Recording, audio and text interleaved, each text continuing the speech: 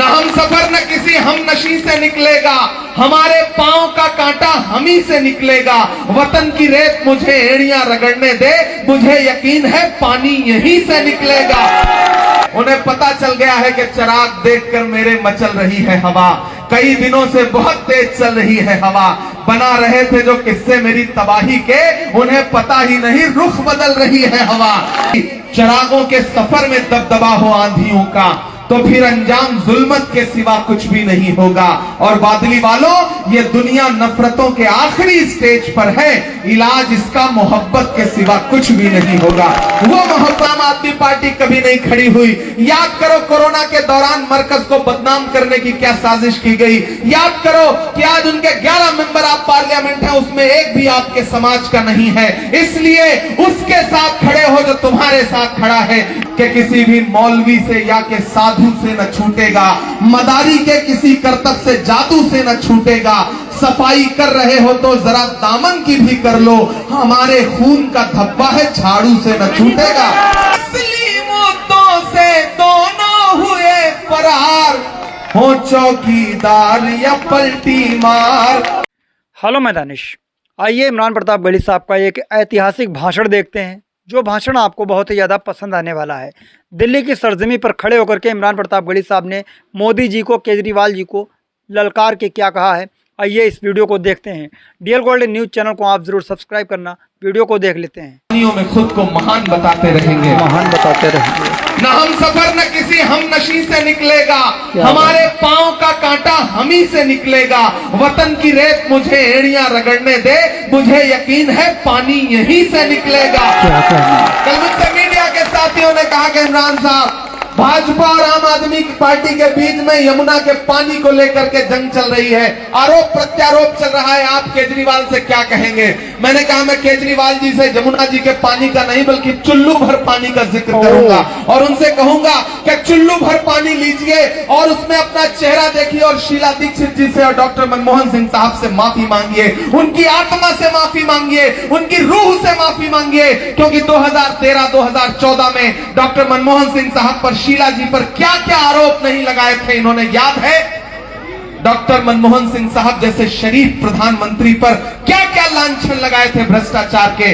लेकिन बादली वालों, ऊपर वाले की लाठी में आवाज नहीं होती है। प्रकृति जब न्याय करती है तो बहुत खामोशी से करती है। डॉक्टर मनमोहन सिंह साहब जैसे शरीफ इंसान का बदला जब प्रकृति ने लिया, तो वही अरविंद केजरीवाल, वही मनीष सिसोदिया मुख्यमंत्री रहते हुए, उप मुख्यमंत्री रहते हुए भ्रष्टाचार के आरोप में जेल काट के आई। ये प्रकृति का इंसाफ था जो डॉक्टर मनमोहन सिंह साहब की आत्मा का इंसाफ लिया प्रकृति ने।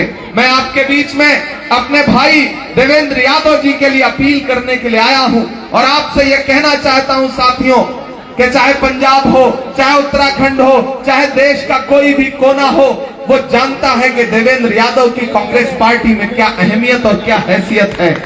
ये बात आपको समझनी पड़ेगी। एक गलती पूर्व में आपने की होगी, उसके बाद आपने झोला भर भर करके झाड़ू वालों को वोट दे दिया।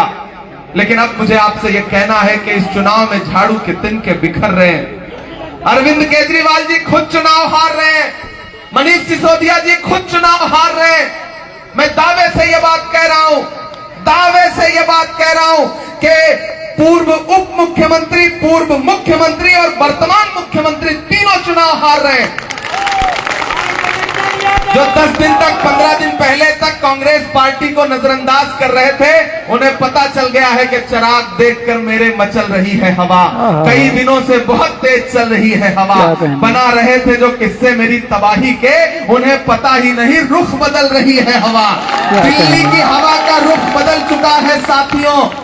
ऐसे में मैं चाहता हूं कि देवेंद्र भाई चुनाव जीतने जा रहे हैं, लेकिन उससे ज्यादा जरूरी है कि पूरे दिल्ली की जो सबसे बड़ी जीत होनी चाहिए वो देवेंद्र यादव की बादली विधानसभा से होनी चाहिए। ये आपसे अपील करने के लिए आया हूं, ज्यादा संवाद नहीं करूंगा।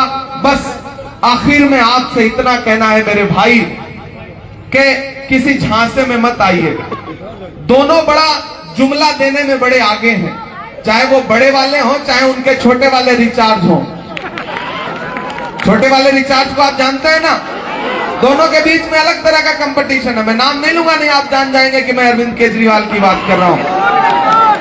एक ने चाय बेची तो दूसरे ने शराब बेची, और ऐसा झांसा दिया कि पूरी दिल्ली झांसे में रही। लेकिन अब लोगों की आंख से पर्दा हट रहा है, लोगों की आंख से पर्दा हट रहा है। और मैं यहां खड़ा होकर के अपने समाज के लोगों से खुसूसी तौर पर यह कहना चाहता हूं, आपके किसी भी मुद्दे पर आम आदमी पार्टी कभी नहीं खड़ी हुई। याद करो कोरोना के दौरान मरकज को बदनाम करने की क्या साजिश की गई। याद करो कि आज उनके 11 मेंबर ऑफ पार्लियामेंट हैं, उसमें एक भी आपके समाज का नहीं है।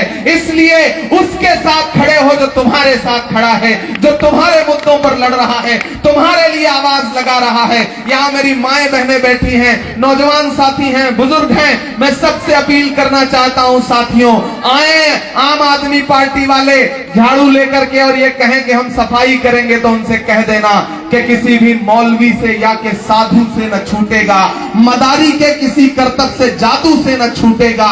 सफाई कर रहे हो तो जरा दामन की भी कर लो, हमारे खून का धब्बा है, झाड़ू से न छूटेगा, नहीं छूटेगा। उन्हें ये कहिए कि इस बार हम देवेंद्र यादव जी के साथ खड़े हैं, कांग्रेस पार्टी के साथ खड़े हैं, क्योंकि देवेंद्र यादव जी कांग्रेस पार्टी का, राहुल गांधी का जो मोहब्बत का पैगाम है वो लेकर के आपके बीच में आए हैं। वो अलग अलग तरह की बातें करेंगे, लेकिन हमारा नेता क्या कहता है कि हमें नफरत के बाजार में मोहब्बत की दुकान खोलनी है।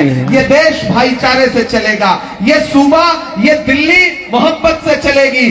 चिरागों के सफर में दबदबा हो आंधियों का, तो फिर अंजाम जुल्मत के सिवा कुछ भी नहीं होगा। और बादली वालों, ये दुनिया नफरतों के आखिरी स्टेज पर है, इलाज इसका मोहब्बत के सिवा कुछ भी नहीं होगा।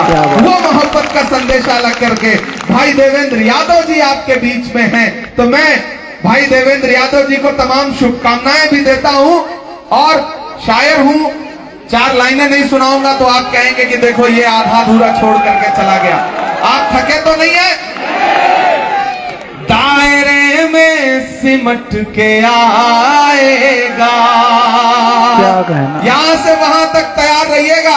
और चौथी लाइन पे आपकी तालियों का शोर पूरे बादली में नहीं, बल्कि अपने शीश महल में रहने वाले केजरीवाल तक और उधर राजमहल में रहने वाले प्रधानमंत्री जी तक जाए। क्या कहना, कि दायरे में सिमट के आएगा, हर रवायत से हट के आएगा, आंधियों को जरा खबर कर दो,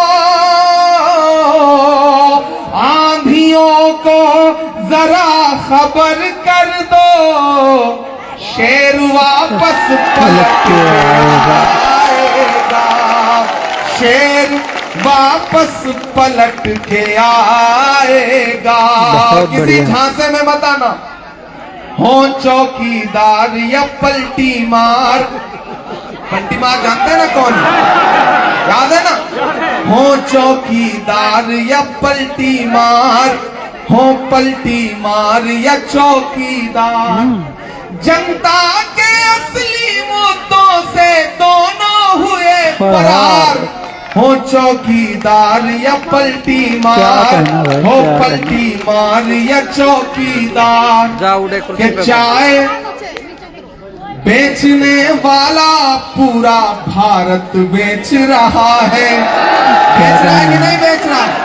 कि चाय बेचने वाला पूरा भारत बेच रहा है, इसी काम में हासिल उसे महारत बेच रहा है।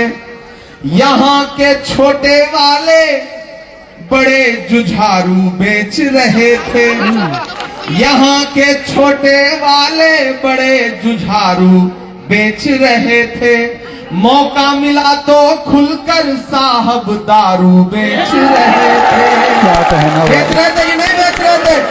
जहां किताबों की दुकानें खुलनी चाहिए थी वहां पे ठेके खुलवाने का गुनाह किया है इन्होंने, जुर्म किया है इन्होंने।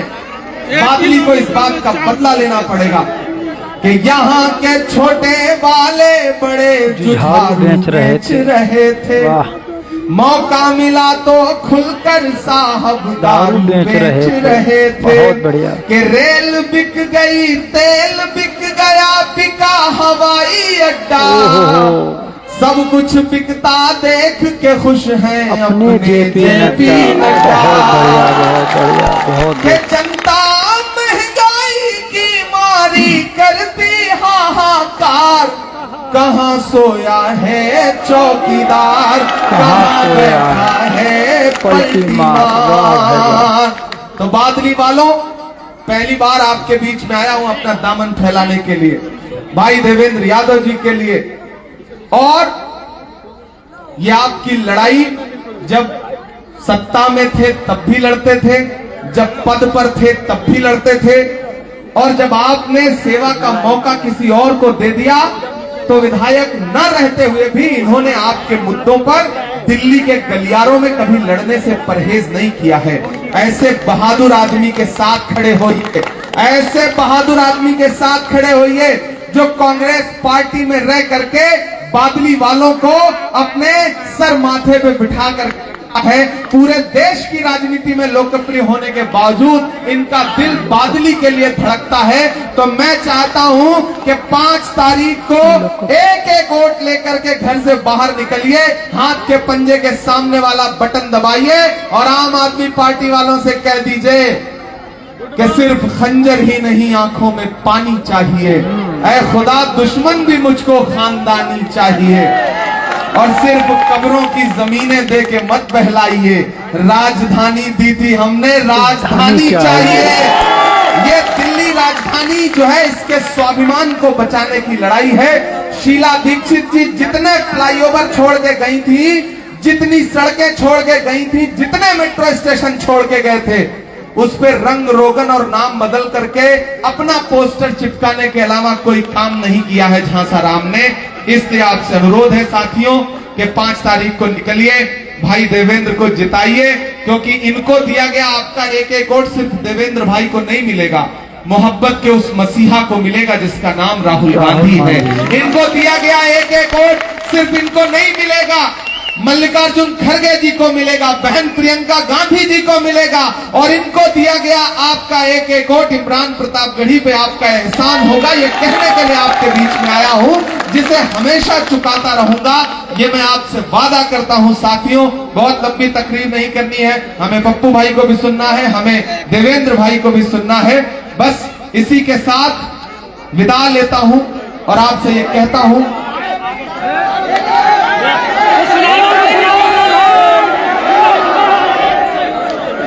देखिए देखिए फिर आऊंगा, फिर शायरी सुनाऊंगा। आज तो कुछ साथी हैं जो आम आदमी पार्टी से हैं और आज उनको लग रहा है कि नहीं, अब झाड़ू के तिनके बिखर रहे हैं और पंजे का शिकंजा कस रहा है, तो उन्होंने ये कहा कि नहीं, हम कांग्रेस की नीतियों के साथ हैं और आज वो कांग्रेस पार्टी ज्वाइन करने जा रहे हैं। तो मैं उन सारे साथियों का कांग्रेस परिवार में स्वागत भी करता हूं, उनका खैर मकदम भी करता हूं। मैं उन सबसे चाहूंगा, अरे अम्मी कैसी हैं आप? सीधा खड़े रहो ना तुम लोग। सीधे हैं हम, और भी करें।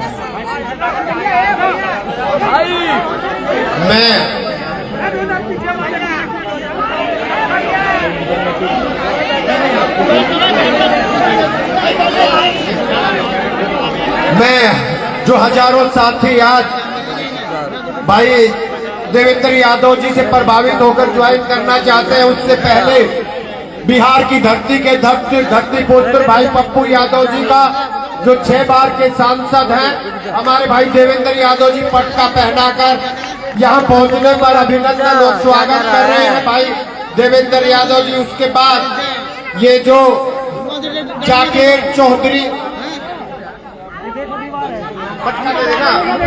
नासिक भाई जाकिर चौधरी जी, आसिफ भाटी जी, जामिल आलवी जी, अकील मलिक साहब, साहुद्दीन अलवी साहब, विश्वास साहू जी, जोहित राणा जी, जावेद चौधरी, लक्ष्मी नारायण, मुसाफिर चौधरी। दोस्तों, ये वीडियो देख करके आप क्या कहना चाहेंगे? मिलते हैं किसी और वीडियो के साथ। दुआ में याद रखना, हम इसी तरीके के वीडियोस आपके लिए वक्त वक्त पर लेकर हाजिर होते रहते हैं। दुआ में याद रखना। जय हिंद।